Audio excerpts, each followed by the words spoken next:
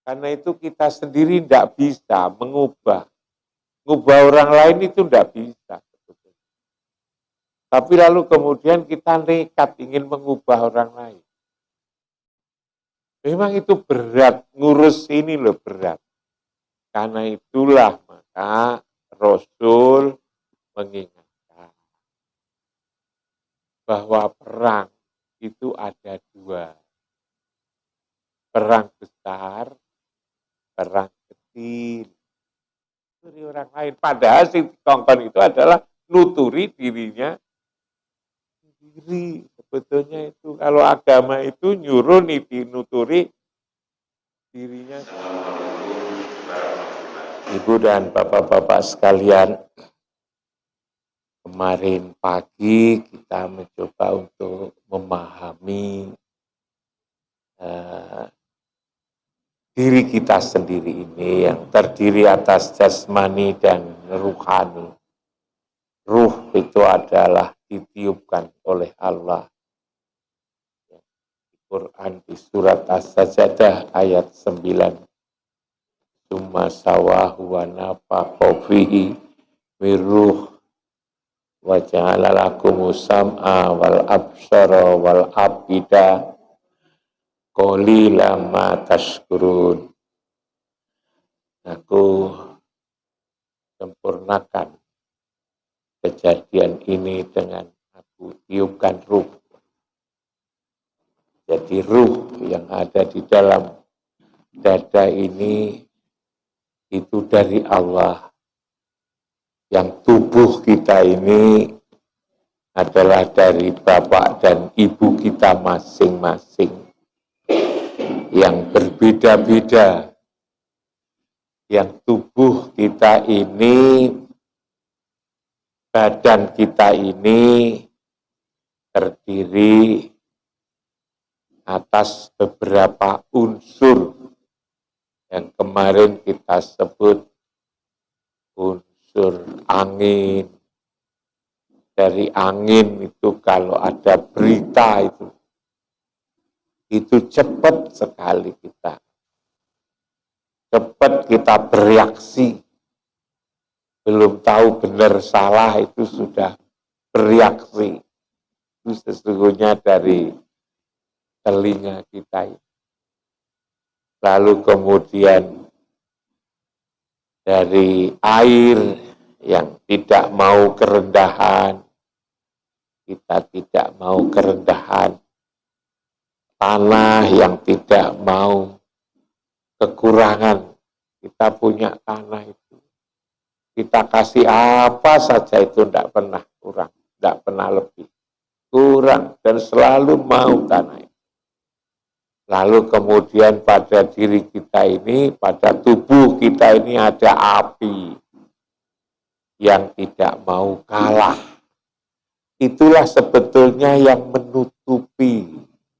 Itulah yang gelap. Yang gelap. Kita berada di alam kegelapan. Lalu kemudian Rasulullah itu yang telah mengeluarkan umatnya. Umat Rasulullah itu dikeluarkan dari kegelapan kepada yang terang benderang. Sehingga sesungguhnya yang bisa mengeluarkan, yang bisa mengubah hati kita ini, itu adalah Rasulullah sebetulnya.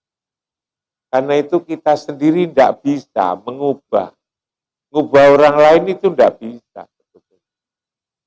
Tapi lalu kemudian kita nekat ingin mengubah orang lain. Coba kita ini suami istri. Apa bisa istri itu kita bentuk seperti keinginan kita? Kan tidak bisa.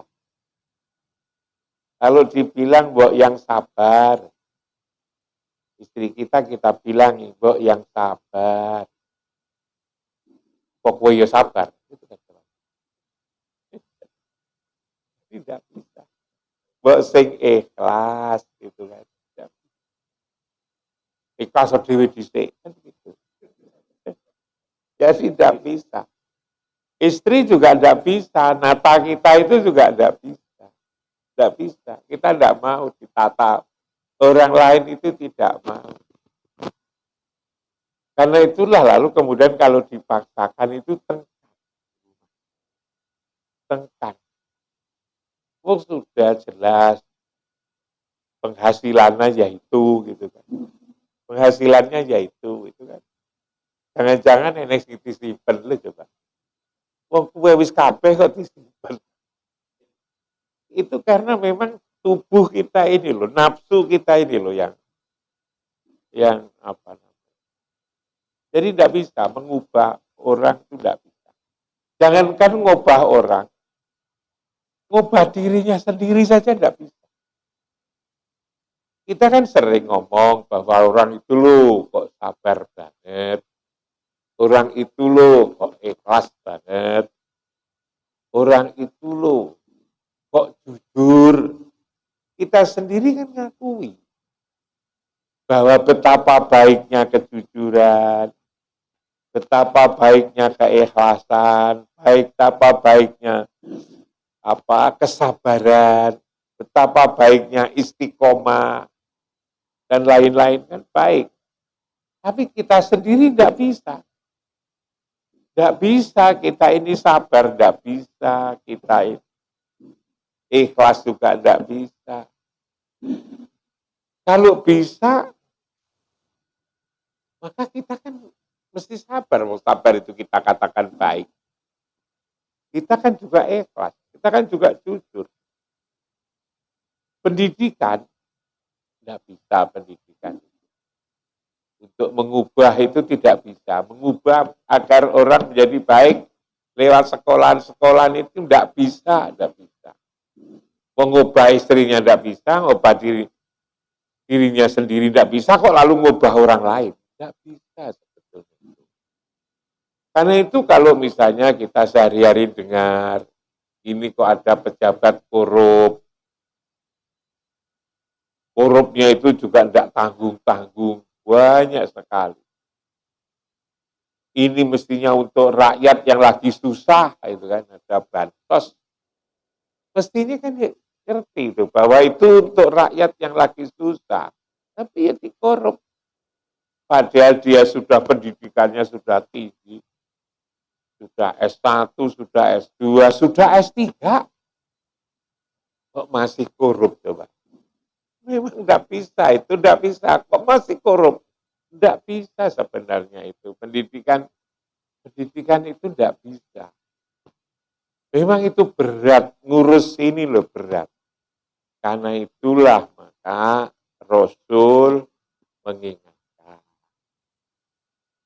bahwa perang itu ada dua. Perang besar, perang kecil. Perang kecil, perang yang sifatnya fisik, perang Badar, perang Uhud, perang Khandaq, waktu zaman Rasulullah itu perang kecil. Nanti ada lagi perang besar. Perang besar itu apa? Perang melawan hawa nafsu. Itu yang lebih besar lagi. Karena itu lalu juga ada agar menang, perang itu agar menang. Perang kan kepengen menang. Maka agar ditambah dengan doa. Perang kecil itu ada doa, namanya doa kunut nazilah. Kunut nazilah. Itu agar menang dalam perang. Tapi ingat, itu perang kecil. Kita masih menghadapi perang besar. Ialah perang melawan hawa nafsu. Perang melawan hawa nafsu itu juga harus pakai kunut. Kunut apa? Ketika memulai perang, maka disuruh untuk baca kunut. Kapan mulai perang itu?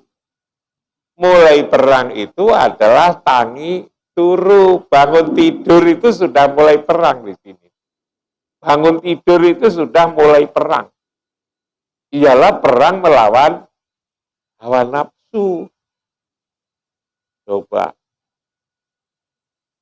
Kadang-kadang begitu bangun itu kita kan sudah diganggu. Ya. Delok keadaan, kok kayak gini. Sudah mulai sakit hati. Banyune kok dingin banget, kebangetan banyune dingin. Berarti kan tidak syukur ini. Sudah mulai perang ini pagi ini. Golei sajadah wingi ngendi. Padahal sing gledakne dhewe-dhewe, sing diseneni bojone. Jajalek ini hati ini. Perang melawan hawa nafsu ini, perang besar ini, setiap memulai perang kita ini dianjurkan untuk baca kunut. Nah, kok lalu kemudian tengkar lagi. Kunut perlu atau tidak perlu. Ribut. Agama itu untuk tidak ribut, kok lalu ribut. Gitu. Ya memang berat ini. Ini berat banget di dalam dada ini, berat banget itu. Sampai disuruh kunut. Kunut itu maksudnya agar menang melawan hawa nafsu, kok lalu ribut. Ini perlu atau tidak? Itu kan. Ngomong bahwa ini bid'ah, kalau coba. Menang kalah lagi. Agama itu genjong tukaran menang kalah, tukaran perkara agama. Tengkar gara-gara agama. Ya memang manusia itu beratnya kayak begitu itu. Dan diberitahu bahwa ini perang melawan hawa nafsu. Makanya lalu kemudian juga ada hadis Nabi, ada atuwika nafsuka alladzi al-tibaina jambai kehendaknya. Yang kamu kalahkan terlebih dahulu itu adalah apa yang ada pada dirimu sendiri. Ta'atuika nafsuka allati baina jambaika. Hendaknya engkau itu mengalahkan. Yang hendaknya kamu kalahkan itu adalah apa yang ada di dalam dadamu itu loh yang kamu kalahkan. Kalau kamu itu menang, maka damai. Itu damai. Karena itulah lalu kita sebetulnya disuruh untuk selalu melihat dirinya sendiri. Lihatan lek wong Jawa lihatan kitokmu kan itu. Deloken kitokmu. Kalau Quran mengatakan ikra kitabaka kafa binafsikal yaum alaika hasiba. Lihatan dadamu. Ikra, kitabmu yang ada di dalam dada itu lihat. Hari ini cukup bagi kau untuk menghisapnya. Laki-laki juga begitu. Kita disuruh lihat apa yang ada di dalam diri, pekerjaan kita, lalu lihat orang lain. Suaminya, lihat istrinya, lihat anaknya, istrinya lihat suaminya, nuturi gitu kan, nuturi.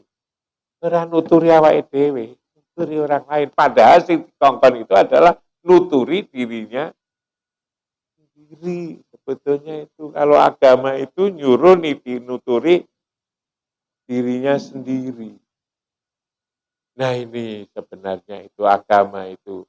Nah, yang ada di dalam dada ini juga berlapis-lapis, Ibu dan Bapak-bapak sekalian. Kalau ahli tasawuf itu melihat itu sampai jeli.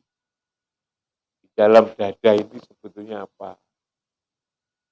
Ada rodron di dalam dada itu. Rodan. Lalu di dalamnya itu ada kolbun. Ada kolbun. Ada fuad. Ada fuad. Dalam dada itu fuad. Dalam lagi ada sakhofun. Di dalam lagi itu ada lubun. Lub dalam. Di dalam lagi ada syirun. Di dalamnya lagi itu ada yang disebut dengan ana. Ana itulah zat. Ana itulah rasa. Ana itulah sebetulnya nikmat. Disebut rasa karena dialah yang merasakan sebetulnya. Disebut nikmat karena dialah yang menikmati yang ada di dalam itu kan. Nah, manusia itu sebetulnya di situ. Tanda-tanda hidup itu kalau kita ini masih bisa menikmati. Tanda-tanda hidup itu kalau kita masih bisa merasakan. Karena itu kalau sudah tidak ada rasa maka mati. Dimatikan. Lalu mau dioperasi lalu kemudian dimatikan. Rasanya itu dihilangkan. Sehingga lalu kemudian dengan rasa itu menjadi hilang, kita lalu kemudian tidak bisa merasakan. Seperti mati. Seperti mati. Inilah yang disuruh untuk merawat yang ada di dalam dada. Dan itulah yang harganya mahal. Rasa itu harganya mahal. Dulu saya contohkan, kita ini kok beli daging ayam karena ingin merasakan daging ayam. Rasanya khas. Kenapa kok kita itu beli daging kambing? Karena rasanya itu khas. Kenapa kita ini kok kepingin makan daging bebek? Karena bebek itu mempunyai rasa yang khas. Jadi rasa daging saja itu berbeda-beda. Kalau rasa daging itu sama, rasa daging sama, untuk apa? Kita memilih daging bebek, daging ayam, daging kambing. Untuk apa milih kalau rasanya sama? Rasa beda-beda. Apalagi kalau daging itu tidak punya rasa. Kalau daging itu tidak punya rasa, apa kita makan daging? Makan saja itu gabus. Tidak punya rasa itu. Kayu tidak punya rasa. Jadi kita beli, kita makan itu karena di situ ada rasa. Nah, kita bayangkan. Rasa itu begitu mahalnya kayak gitu. Lalu kemudian kalau kita nengok pada diri kita ini alangkah tidak ada gunanya, kita ini sesungguhnya menjadi ada ini karena kita punya rasa. Kalau kita tidak punya rasa lagi, maka ya habislah sebetulnya kita ini. Jadi kita ini sebetulnya merawat rasa itu. Merawat nikmat yang bisa menikmati ini sebetulnya di dalam dada itu. Hanya seringkali rasa ini mati karena berada di dalam hawa nafsu dunia setan. Puasa ini sebetulnya adalah menghidupkan rasa. Makanya kalau kita melakukan sesuatu yang tidak senonoh, tidak duwe perasaan. Kan begitu, dibilang begitu. Kok tidak duwe perasaan? Kok tidak ngerasa? Makanya sebetulnya kalau rasa ini tajam, itu jangankan kok menempatkan diri saja itu. Itu bisa sebetulnya. Kita kalau bertamu, karena rasa kita, ini contoh yang paling sederhana. Kalau kita bertamu, adatnya orang Jawa ya, rasanya itu kuat. Kita lalu masuk di rumah itu kan kursi itu kan sudah ada kebiasaan. Yang bagian dalam itu tempatnya punya rumah. Yang lalu kemudian ada panjang itu kalau tamunya banyak di situ. Kalau tamu yang baru datang itu, yang tamunya itu biasanya yang di dekat pintu itu. Coba nanti kalau orang tidak punya perasaan, duduknya yang ada di tempatnya duduk yang punya rumah itu. Nah, disendain rasanya. Ini kepiyet itu kok duduk. Ini kan tidak punya perasaan itu. Itu kan tidak punya perasaan. Itu sudah ada diri sendiri. Kalau rasanya ini, itu bisa ngatur diri kita, itu bisa. Nah itu, bagaimana tatkala kita ke kantor, tatkala kita di rumah, tatkala kita itu ke pasar, tatkala ini kita bisa meletakkan diri lewat petunjuk rasa ini. Rasa ini menjadi sangat penting ya, untuk ditata agar menjadi tajam. Dan dengan tajam itu, nah itulah yang sebetulnya agama itu ngurus yang ada di dalam, ngurus yang ada di dalam. Ini yang harus diselamatkan itu sebetulnya yang ada di dalam, yang harus di dalam dada ini, yang itu tidak gampang sekali. Saya katakan tadi, itu tidak mudah. Sebetulnya kalau semua manusia itu bisa mengurus dirinya sendiri-sendiri, itu aman. Hanya problemnya itu manusia tidak bisa mengurus dirinya sendiri, akhirnya kehidupan ini jadi ruwet. Maka tahu bahwa ngurus diri itu sulit, Allah lalu kemudian menurunkan para nabi, para rasul untuk memberikan apa itu namanya, memperbaiki, mengeluarkan umatnya. Ruh ini, itu umat Muhammad itu dari kegelapan kepada yang terang. Mudah-mudahan, dan bapak-bapak sekalian, kita bisa merawat diri kita masing-masing, sehingga kita bisa selamatlah, bisa tergolong orang baik. Lewat puasa ini juga agar kita inilah la'allakum tattaqun. Dan memang hidup ini tidak gampang memang. Jadi manusia itu memang tidak gampang. Itu memang sulit sekali kalau kita rasa-rasakan. Tetapi kalau kita ngikuti, lakukan perenungan, lihat kitab suci, lalu kita jalankan kehidupan ini, sholat, sholawat, maka insya Allah hati kita selalu sambungkan dengan Rasulullah. Di Baitullah, insya Allah kita menjadi mudah dan menjadi baik. Kurang lebihnya mohon maaf, mudah-mudahan bisa dijadikan bahan pertimbangan untuk menjalani kehidupan sehari-hari. Assalamualaikum warahmatullahi wabarakatuh.